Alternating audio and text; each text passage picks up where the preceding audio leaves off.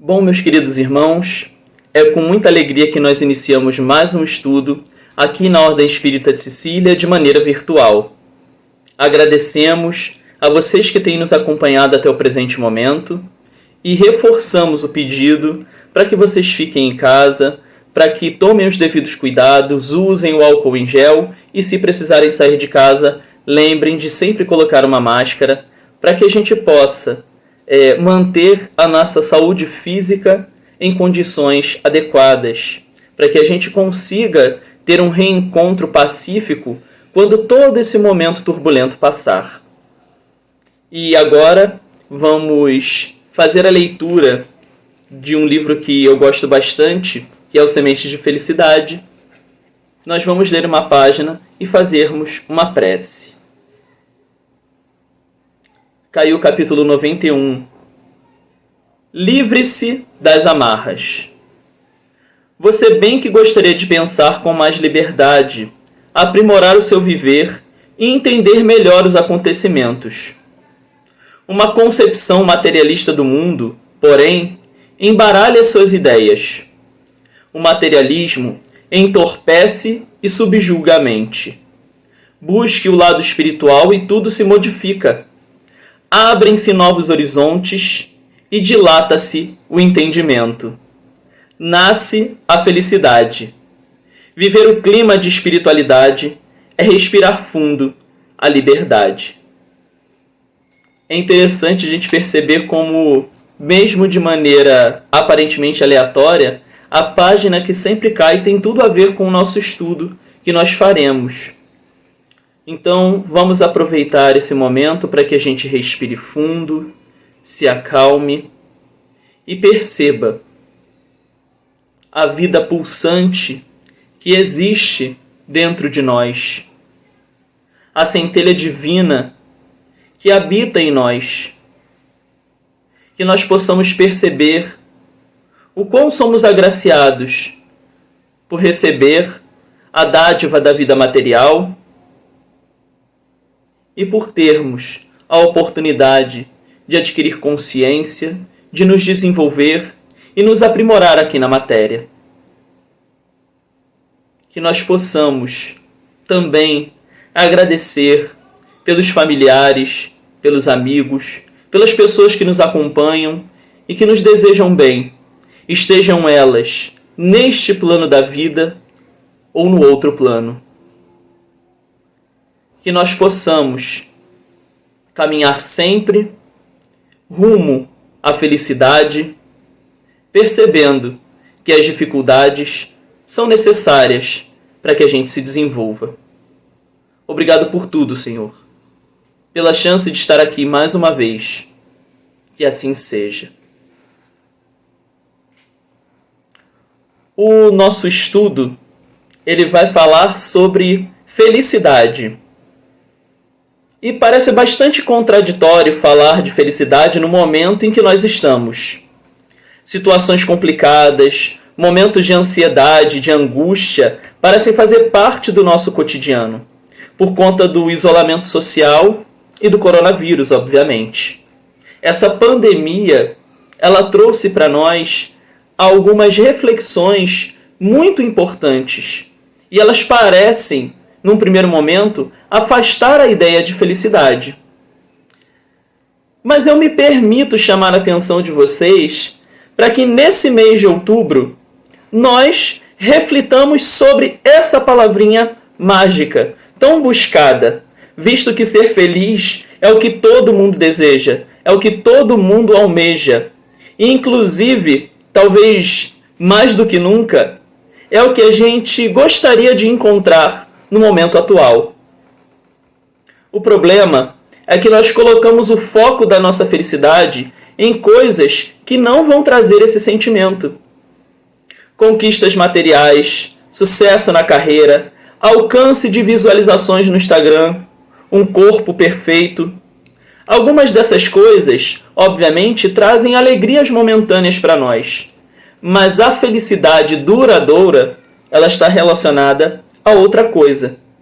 E talvez essa pandemia esteja mostrando isso para nós. Nós não estamos afirmando que cuidar do corpo, ou adquirir um carro 0 km, ou conseguir aquela promoção no trabalho, não devam ser coisas que nós precisamos buscar, se é isso que nós desejamos. O problema é que nós não podemos pautar a nossa felicidade nessas coisas tão fugidias. Elas rapidamente podem escapar das nossas mãos. A gente precisa plantar a felicidade no solo fértil do nosso coração.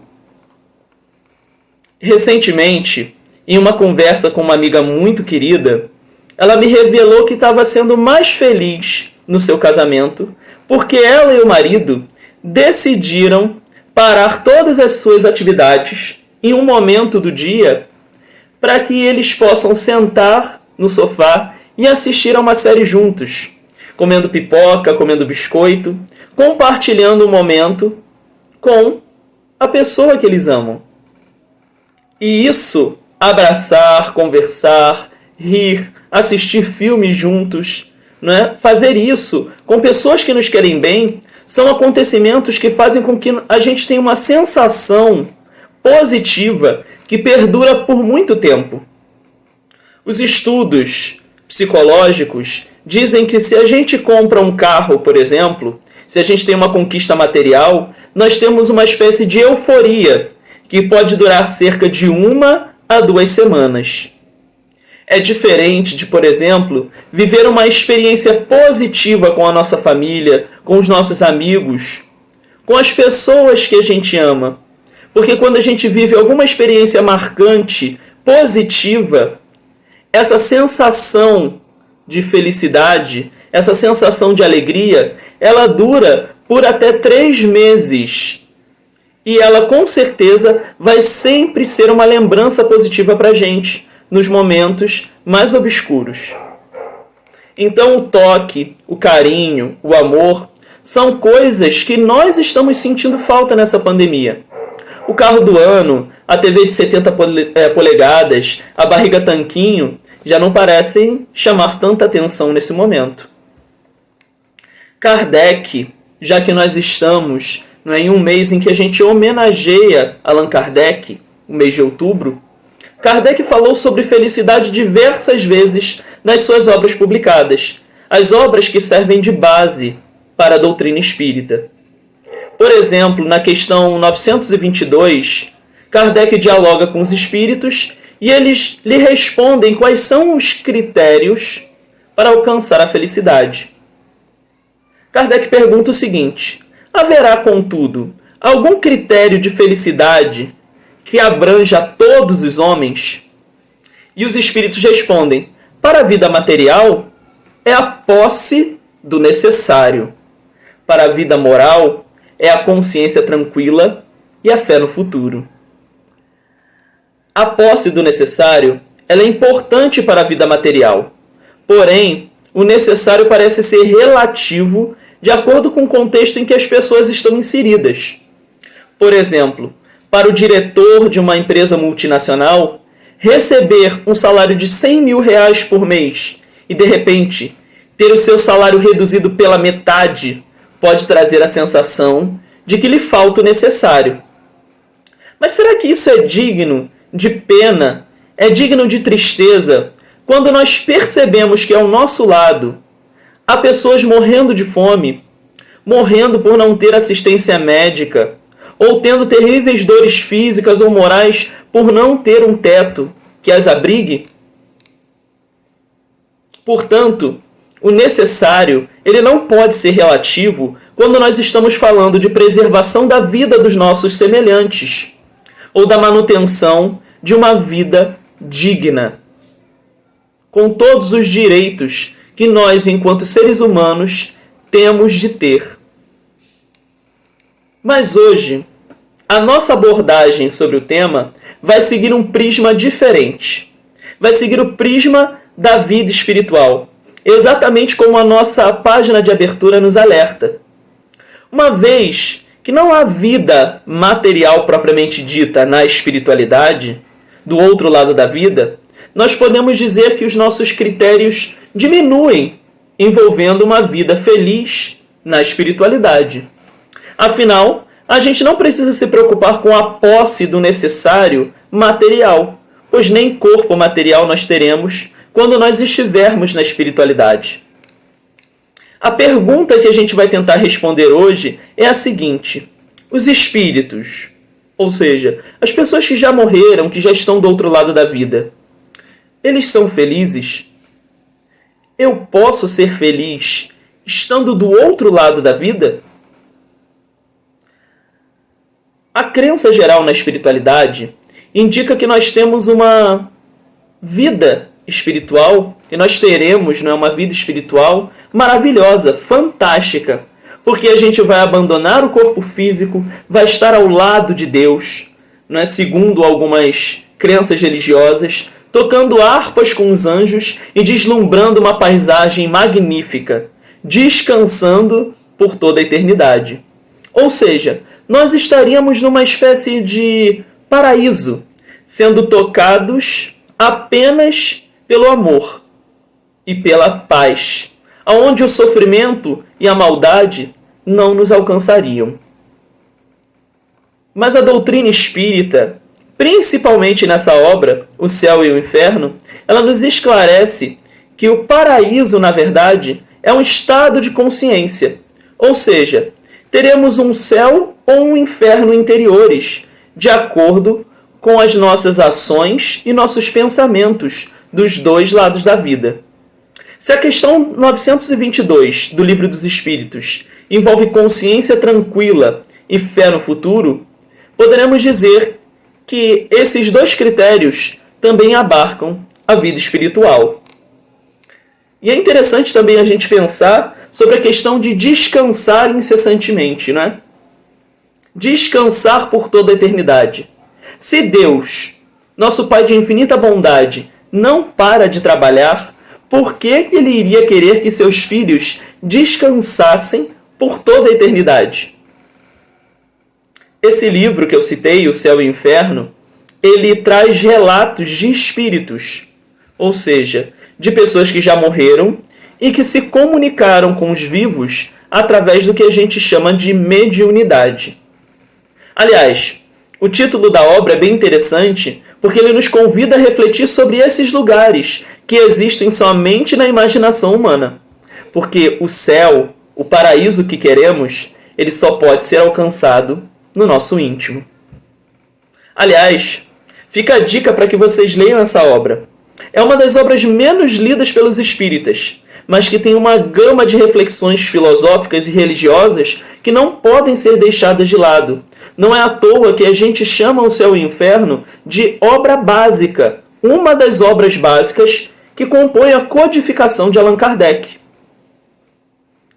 As passagens e os recursos textuais desse livro chamam a atenção por falarem de uma maneira clara e didática sobre a vida espiritual, usando, inclusive, um certo toque de poesia, como a gente vai encontrar no trecho que eu vou ler para vocês agora.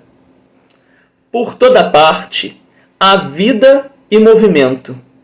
Nenhum canto do infinito despovoado, nenhuma região que não seja incessantemente percorrida por legiões inumeráveis de espíritos radiantes, invisíveis aos sentidos grosseiros dos encarnados, mas cuja vista deslumbra de alegria e admiração as almas libertas da matéria. Por toda parte, enfim, há uma felicidade relativa a todos os progressos, a todos os deveres cumpridos, trazendo cada um consigo os elementos de sua felicidade, decorrente da categoria em que se coloca pelo seu adiantamento. E Kardec ainda conclui, explicando onde é que a felicidade ela se encontra. Das qualidades do indivíduo depende-lhe a felicidade, e não do estado material do meio em que se encontra, podendo a felicidade, portanto, existir em qualquer parte onde haja espíritos capazes de a gozar. Nenhum lugar lhe é circunscrito e assinalado no universo, ou seja, não há um céu propriamente dito, não há um paraíso. O paraíso é um estado de consciência. Onde quer que se encontrem os espíritos, eles podem contemplar a majestade divina, porque Deus está em toda parte. E Deus é felicidade, Deus é alegria e amor. Agora a gente precisa chamar atenção para o segundo capítulo que a gente vai encontrar na segunda parte dessa obra. Como eu disse, há uma série de relatos de espíritos, de pessoas que desencarnaram, deixaram o corpo físico e que deram comunicações para explicar como é que é a vida após a morte. E esse segundo capítulo da segunda parte, ele vai falar sobre um tipo de espíritos em particular, aqueles que são considerados espíritos felizes. Por isso, me permitam que eu faça também algumas leituras dessas comunicações que tais espíritos deram, para que delas a gente possa tirar lições de sabedoria e de felicidade duradoura. Sanson, por exemplo, era membro da Sociedade Espírita de Paris, ou seja, a sociedade espírita que Kardec havia criado, o primeiro grupo espírita propriamente dito no mundo. Esse Sanson participava das reuniões de estudo e prática mediúnica juntamente com Allan Kardec. Só que o que aconteceu? Ele adoeceu gravemente e ficou acamado por mais ou menos 1 ano, até ele desencarnar. O seu desenlace, ou seja, o momento em que o espírito se desliga do corpo físico, acontece em pouco tempo. Por ter uma vida voltada para a prática do bem e da caridade, por manter a sua consciência livre da amargura e do sofrimento, a gente percebe que ele rapidamente entende o que aconteceu, que ele fez a passagem para o outro lado da vida. Aliás, essa é uma característica das pessoas que conseguiram alcançar relativa felicidade aqui na Terra. Todas as pessoas que conseguiram atingir esse estado de consciência, elas possuem um momento de se desligar do corpo físico de uma maneira muito mais rápida, despertando na espiritualidade com a consciência plena do que aconteceu com eles. Claro que nós estamos falando de felicidade como estado de pureza e de consciência. Nada tem a ver com as alegrias que o gozo dos bens materiais proporciona, como a gente já havia citado anteriormente. Apenas 2 dias após a sua morte, em espírito, esse Sanson encontrou-se com seus companheiros da Sociedade Espírita em uma reunião mediúnica, uma reunião que é própria para que se possa dialogar com espíritos e, se for o caso, auxiliá-los, ou, se forem espíritos iluminados, ouvir deles lições de sabedoria. Esse Sanson voltou, conversou com seus companheiros e ditou algumas palavras para que esses companheiros lessem no próprio enterro dele. E a gente vai ler a mensagem. Não vos atemorize a morte, meus amigos. Ela é um estágio da vida, se bem souberdes viver. É uma felicidade, se bem a merecerdes, e melhor cumprirdes as vossas provações. Repito, coragem e boa vontade. Não deis mais que medíocre valor aos bens terrenos, e sereis recompensados. Não se pode muito gozar sem tirar de outrem o bem-estar, e sem fazer moralmente um imenso mal. A terra me seja leve. Aqui a gente já percebe uma colocação interessante do Sanson. A morte para ele não é um problema. Ela é vista como uma velha amiga, mesmo que indesejada, mas ela deve chegar no momento devido. Por ser apenas mais um estágio da vida, já que a nossa verdadeira vida é a espiritual, não há com que se abalar. Outro detalhe, nós temos provações em nossa existência aqui na Terra. E a gente consegue perceber qual era a provação desse espírito. Ele ficou 1 ano preso em uma cama com grandes enfermidades. E ele percebe que a vida material é um momento magnífico de aprendizado e que as dores são passageiras, Por isso que ele diz que é preciso ter coragem para encarar a vida de frente. E ainda, ele cita algo que nós já falamos. A matéria tem um valor ínfimo. O que é a matéria diante da vida espiritual? Uma ferramenta apenas, nada mais. O problema é que a gente precisa lembrar disso. A gente esquece, a gente precisa lembrar sempre. Samson também conta como é que ele foi recebido na espiritualidade. E ele diz o seguinte: Deus, porém, me deu uma prova exuberante da sua bondade. Permitiu-me recuperar essas faculdades. E foi então que eu me vi cercado de numerosos, bons e fiéis amigos. Todos os espíritos protetores que nos assistem rodeavam-me sorrindo. Uma alegria sem par irradiava-lhes do semblante. Não temos o que temer. Nem no momento mais escuro das nossas vidas a gente tem o que temer. Da mesma forma que o Samson, todos nós somos rodeados por espíritos amigos, por anjos da guarda. Além disso, os nossos amigos e parentes com quem a gente conviveu aqui na Terra e que desencarnaram, ou seja, que o corpo físico deles faleceu, né, antes de nós, se eles estão conscientes e se Deus permite, eles também olham por nós e nos acolhem na espiritualidade no momento em que o nosso corpo falece. É uma imagem muito bonita que nos acalma e faz com que a gente perceba que a morte realmente é só uma passagem. Em algum momento, todos nós vamos nos encontrar.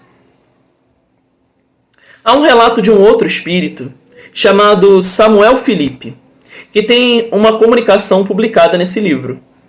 Ele é descrito como um verdadeiro homem de bem, na maior acepção do termo, por ser caridoso em gestos e palavras. Samuel nos dá uma lição muito importante, a de que o ódio, a revolta, a vingança, a mágoa, elas não são capazes de nos trazer felicidade.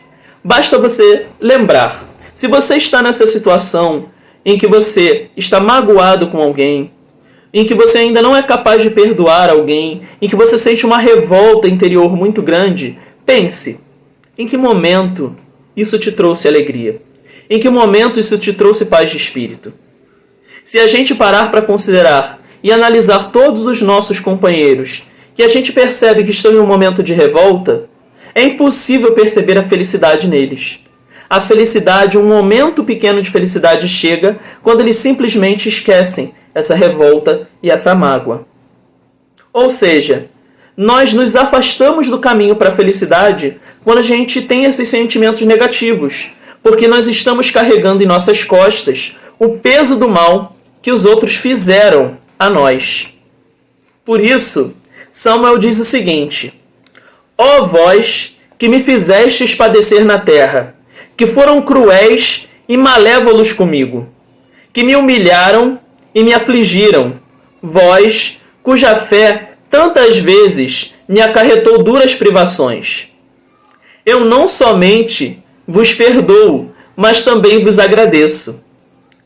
Intentando, ou seja, tentando fazer o mal, não suspeitáveis do bem que esse mal me proporcionaria. É verdade, portanto, que a vós devo uma grande parte da felicidade de que gozo. Isso, ele se encontrando na espiritualidade e percebendo isso. Uma vez que me facultastes ocasião para perdoar e pagar o mal com o bem. Deus colocou-vos em meu caminho para ferir a minha paciência, exercitando-me igualmente na prática da mais difícil caridade, a de amar os inimigos.